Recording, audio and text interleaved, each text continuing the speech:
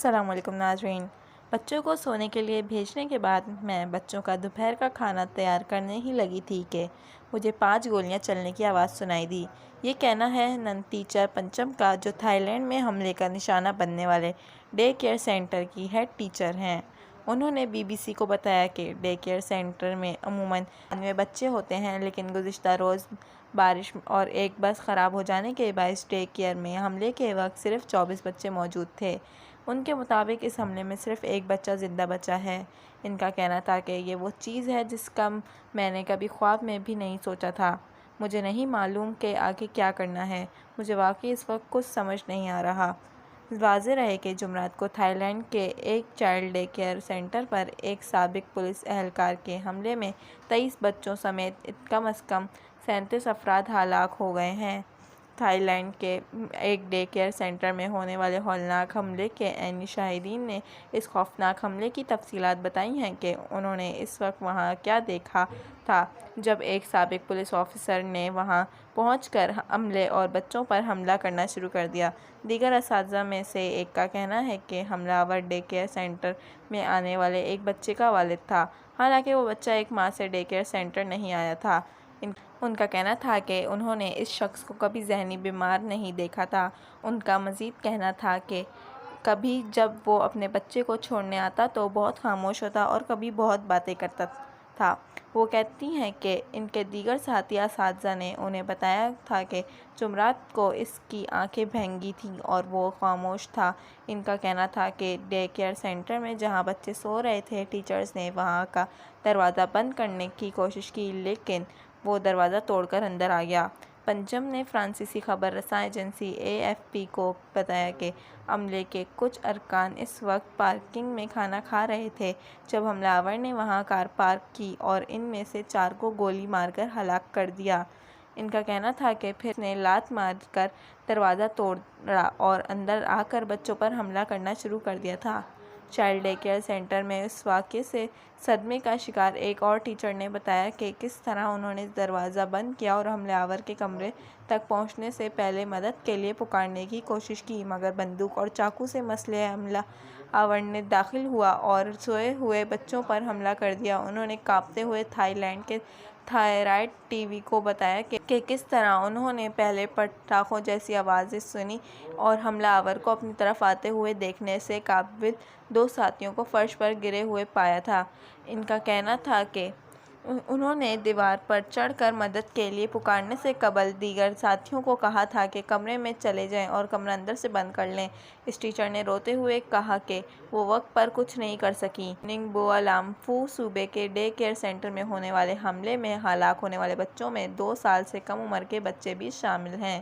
In day care centre کے قریب ہی ایک دفتر میں کام کرنے والی ضلعی اہلکار جیڈیپا بونسم کے مطابق جب وہ حملہ آور ڈے کیئر سینٹر پہنچی تو اس وقت وہاں معمول سے کم بچے تھے، کیونکہ شدید بارش کے باعث بہت سے لوگ اپنے بچے لے کر نہیں آئے تھے۔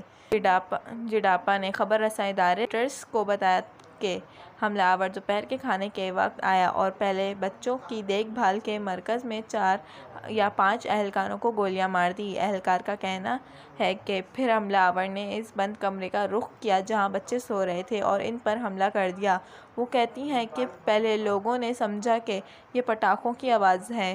یہ بہت خوفناک تھا۔ جب ہمیں پتہ چلا کہ یہ فائرنگ ہو رہی ہے تو ہم سب ڈر گئے اور چھپنے کے لیے بھاگ رہے تھے۔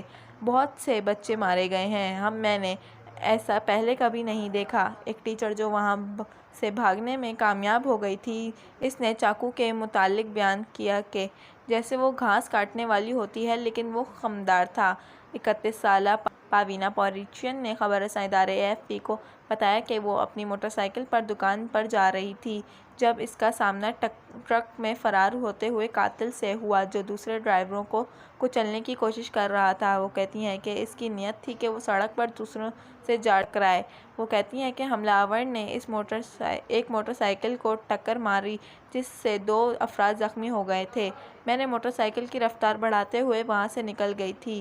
وہ کہتی ہیں کہ ہر طرف خون ہی خون تھا۔ تھائی لینڈ کی پی بی ایس براڈ کاسٹ ادارے کے مطابق ان کا کہنا تھا کہ حملہ آور ڈے کیئر سینٹر آنے سے پہلے مشتعل تھا اور وہاں سے اپنے بچے کے نہ ملنے پر اس نے گولیاں چلائی تھیں۔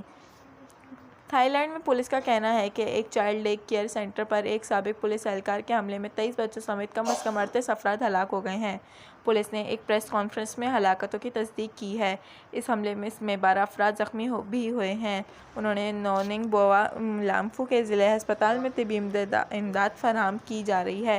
مقامی میڈیا نے واقعے کے فوری بعد خون کے عطیات کے لیے عوام سے اپیل کی تھی۔ بعد ازاں ہسپتال کی جانب سے بتایا گیا کہ اب مزید خون کی ضرورت نہیں۔ پولیس کا کہنا ہے کہ اس حملے کے بعد جب ملک کے شمال مشرق صوبے نوننگ بوا لامفو میں ملزم کی تلاش کے لیے آپریشن کیا گیا تو حملہ آور نے اپنے اہل خانہ کو ہلاک کرنے کے بعد خودکشی کر لی۔ پولیس نے حملہ آور کی شناخت پنیا کمر کے نام سے کی ہے، جسے واقعے کے بعد ایک سفید ٹویوٹا پک اپ ٹرک میں فرار ہوتے دیکھا گیا ہے، جس پر بینکاک کی رجسٹریشن پلیٹ نصب تھی، اور یہ حملہ آور ایک سابق پولیس لیفٹیننٹ کرنل ہے جس منشیات کے استعمال کی وجہ سے فورس سے برطرف کر دیا گیا تھا۔ پولیس نے ایک بیان میں کہا کہ حملہ آور نے بچوں اور بالغ افراد پر گولیاں چلائیں اور ان پر چاقو سے وار کیے۔ حملہ آور کا مقصد غیر واضح ہے، تاہم اسے گزشتہ برس نوکری سے برخاست کیا گیا تھا۔ پولیس کے ترجمان نے صحافیوں کو بتایا ہے کہ حملہ آور پر نشہ کرنے کے الزامات تھے اور اسی حوالے سے وہ عدالت میں پیشی پر بھی گیا تھا۔ حملہ آور کے حوالے سے موصول ہونے والی مزید تفصیلات کے حوالے سے ملک کے سرکاری نشریات ادارے کا کہنا ہے کہ اس کے پاس حملے کے لیے موجود آلات میں شوٹنگ گن، پستول اور چاقو موجود تھے۔ خبر رساں ادارے AFP کے مطابق صوبے کے ایک سینئر پولیس افسر نے بتایا ہے کہ ہلاک ہونے والوں میں 23 بچے شامل ہیں۔ بتایا گیا ہے کہ سب سے کم عمر بچے کی عمر 2 سال ہے۔ پولیس نے بتایا ہے کہ حملہ آور نرسری میں اپنے بچوں کو دیکھنے آیا، لیکن بچوں کو وہاں نہ پا کر وہ مشتعل ہو گیا۔ پولیس ترجمان کا کہنا ہے کہ حملہ آور نے گھر واپس آنے سے پہلے اپنی گاڑی کو وہاں باہر کھڑے افراد پر چڑھا دیا۔ گھر آ کر اس نے اپنی بیوی اور بچوں کو بھی مار دیا۔ ان کا یہ بھی کہنا ہے کہ گن مین علاقے میں نشے کے عادی فرد کے طور پر جانا پہچانا شخص تھا۔